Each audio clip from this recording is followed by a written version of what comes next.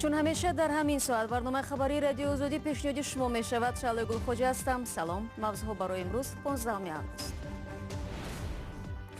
با سوختور علنگای آتش 10 متر مربع بازار مرکزی شهر کولوب را به خاک یکسان کرد. این دفعه عیب ناقل برق نبوده است. سبب سر زدن سوختور از قصداً آتش زدن می باشد و عین زمان تفتیش ادامه دارد. ضربه نوبتی به جیب مشتری و یا سیم کارت بر عوض 250 سومانی. وزارت کارهای داخلی پیشنهاد کرد که نرخ سیم کارت ها قیمت شود. بحث دادگاهی و یا مصالحه. جوان دختری دعوا دارد که شرکت آلوچه تاکسی بدون رضایت او عکسایش را استفاده کرده است. وعده کردن که عکس ما رو میگیرن، اما تا حال نه به زنگ‌های من جواب میدن و نه عکس ما رو از فیسبوک گرفتن. شب گذشته در بازار مرکزی شهر کولوب سوختور به عمل آمد. سبب‌ها و زیان آن را تحقیق دارم، اما طبق فرضیه پیشکی تفتیشات بازار را آتش زدند. از محل سوختور همچون دلیل شیعی چند ظرف را با بوی بنزین پیدا نمودند. یک ساکن شهر کولوب را همچون گمانبر بازداشت کردند. تفصیلات از امرالدین اولیموف.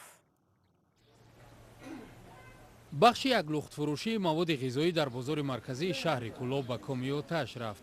شاهدان گفتند که سوختار نیمه شب 14 آگوست رخ داد و با یاری آتش نشانها خاموش کرده شد. فعلا در بازار بسته است و مقامات کسی را به داخل وارد شدن نمیمانند. حادثه سوختور تخمینا ساعت‌های 23:45 دقیقه روز 14 یعنی شب 14 رخ داده است و به نقطه مرکزی علاقه قسم 33 شهر کولوب ساعت 24:00 خبر تلفنی با بانک خطر جیغ زدگی. حادثه سوختور سری وقت از طرف کارمندان خدمات دولتی و آتش‌نشانی شهر و دیگر اینچنین 20 نفر شهروندان هم اشتراک نمودند. حادثه سوختور سری وقت در مدت 5 دقیقه احاطه نمودند و در مدت 40 دقیقه با پرگی خاموش نمودند.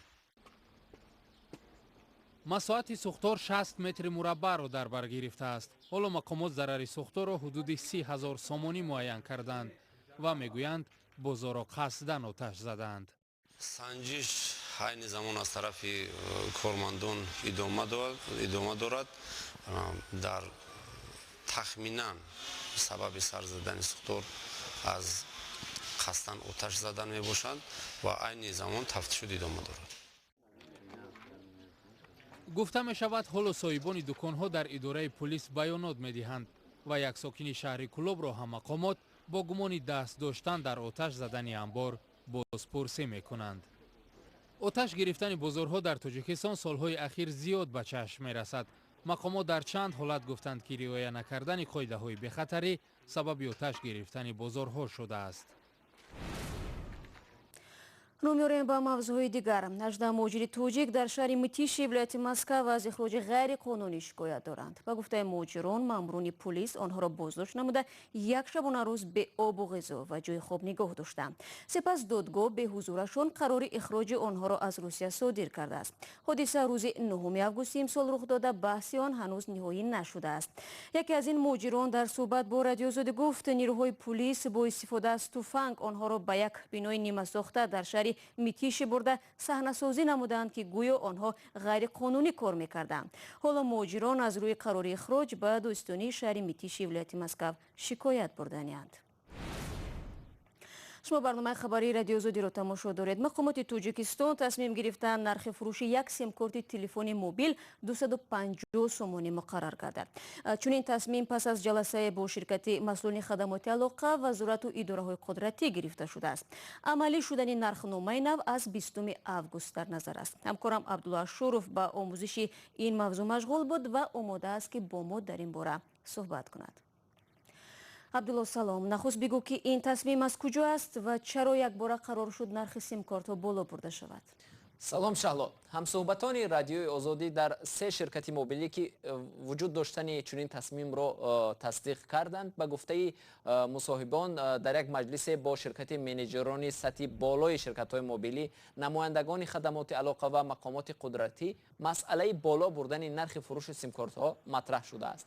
این مجلس به گفته همصحبتان پس از حادثه حمله به سیاحان خارجی در ناحیه دنغره در تاریخ 29 ایول صورت گرفت و مقامات در دایره مبارزه با تروریسم مسئله بالا بردن ارزش سیم کارت ها را مطرح کردند تا که ساکنان هر دم آن را عوض نکنند.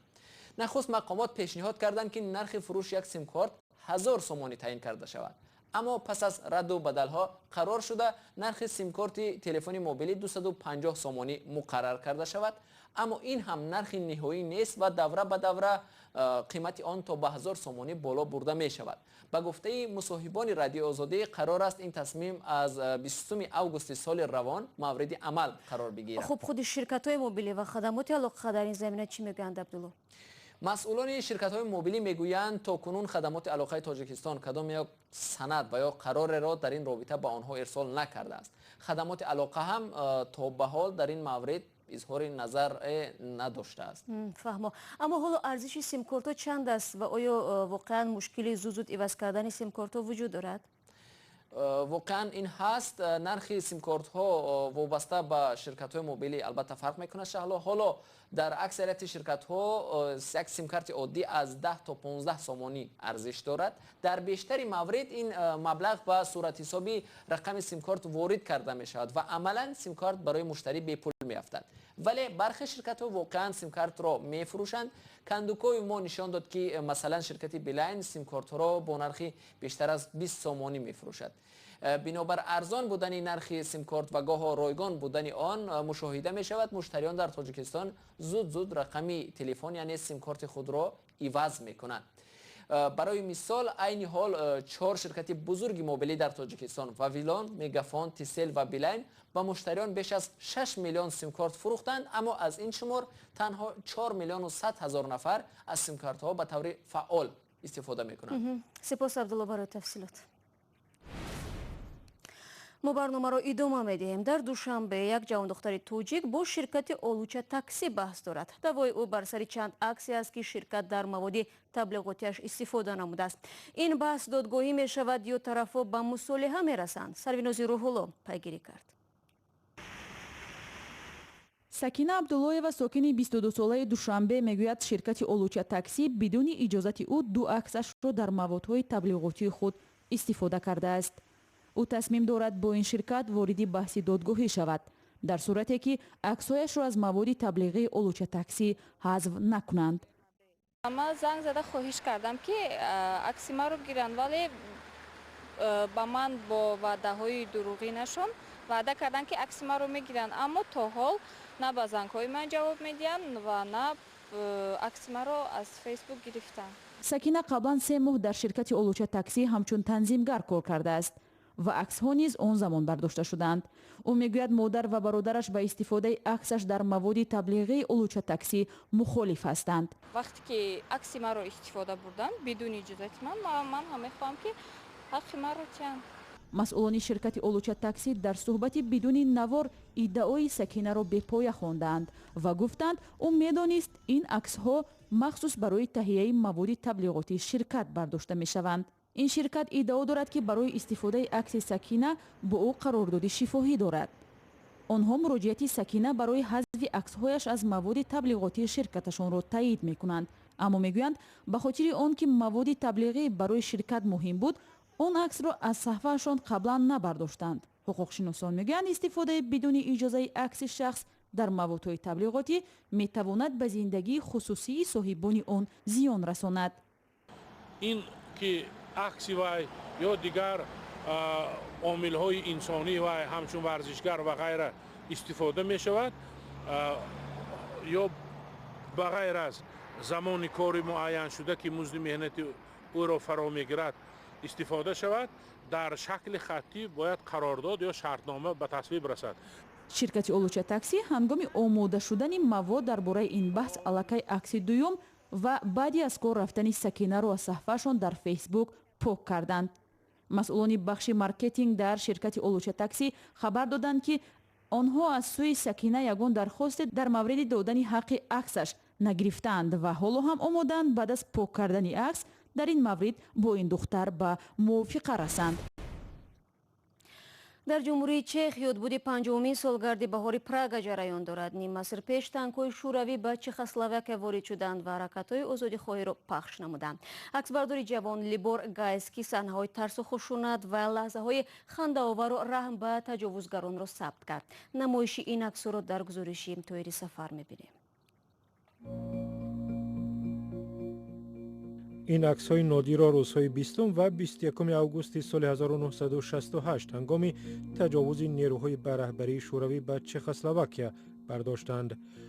аксҳои нодири ранга аз Либор Гайский аксбардори навшогирди чех аст ки он замон 20 сол дошт. бо гузашти 50 сол он рӯзҳоро хуб дар ёд дорад. кӯчаҳо аз дуди бисёр мисли шаб торик шуданд. баъдан тирҳо ба парвоз даромаданд. ҳамаро тарси ваҳшатнок фаро гирифт. як рӯз пеш аз ҳодиса Гайский аз истироҳат аз Рум баргашт. таҷовуз барои ӯ ва тамоми кишвар ғайриинтизор буд. бо вуруди танкҳо ба пойтахти Чехословакия ӯ дастгоҳи аксбардориашро гирифту ба кӯчаҳо рафт. соати 8-9 рӯз мардум дуруст намедонистанд ки ин ҳамла барномарезӣ шуда буд. фикр мекарданд ки тамрини низомӣ аст. дар ин акс кӯдаконеро мебинед ки рӯи танк баромаданд, гӯё барои бозӣ бошад. наметавонам бигӯям ки ҳама хурсанд буданд, вале фикр намекарданд ки ҳодиса ҷиддӣ аст. бесарусомонӣ дар майдони Васлав баъди шурӯи тирандозӣ ба болои сари издиҳом тарснок шуд. тирҳои онҳо ҳарчи поинтар меомад ва ман тарсидам ки бас намекунанд. воқеан дар ҳамин вақт тарсидам. чанд сад метр дуртар радиои Чехия ҷойгир буд ва хабарҳо дар бораи таҷовузро беист нашр мекард. нерӯҳои советӣ онро бастанд. бо ҳаракати низомиён ба самти радио издиҳом барои ҳимоят аз он дар назди бино ҷамъ омаданд. аз қиёфаи сарбозони рус маълум буд ки онҳо ба озодибахшон монанд нестанд. агар дуруст нигоҳ мекардед медидед ки афсурда ҳастанд. бечораҳо намедонистанд ки чӣ кор бояд кунанд. дар айни бесарусомонӣ як мошини боркаш ба издиҳом бархӯрд ва чанд нафар кушта шуд. дар он лаҳза дидам чизе меояд. аксбардорро гирифтам ва тӯкмаашро зер кардам. эҳсоси воқеан баде доштам. дар он рӯз дар пеши радио 15 нафар кушта шуданд. дар умум ҳангоми таҷовуз бештар аз 100 нафар ҷон бохтанд. ҳамзамон бо ваҳшатҳои он рӯз Гайский одамияти баъзеҳоро ба ёд меорад. мардум танкҳоро оташ мезаданд. дар дохили онҳо сарбозон буданд ва мардум фарёд мекашиданд ки берун бароед вагарна месӯзед. лаҳзаҳои хандаовар буд. дили одамон ба онҳо месӯхт, ҳарчанд лозим набуд. ва ин танҳо лаҳзаи хандаовари он рӯз набуд. касе дар майдони Вацлав аломати вуруд манастро гирифта рӯи танк нишаста мерафт. намунаи ҳаҷви чехӣ буд ва мардум механдиданд.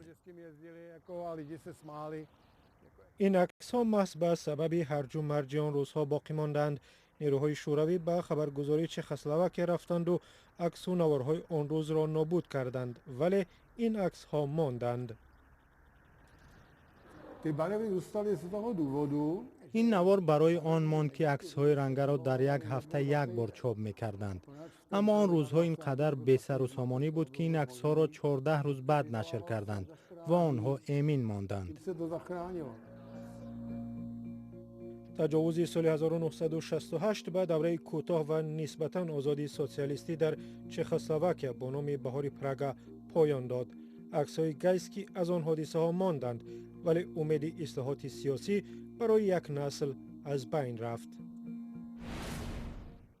ва як сокини 64-солаи ноҳияи Хуросон ҳамроҳи ҳамсар ва ду фарзанди хурдсолаш зери боми масҷиди собиқ маскан гирифтааст. мушкилоти Маҳмад Юсуф Назаров пас аз он шурӯъ шуд ки баъди марги ҳамсар 5 соли пеш оилаи нав барпо кард, вале писарҳову ҳамсаронашон бо далели ин ки хона барои ҳамаи онҳо танг шудааст, падару оилаашро аз хона берун карданд.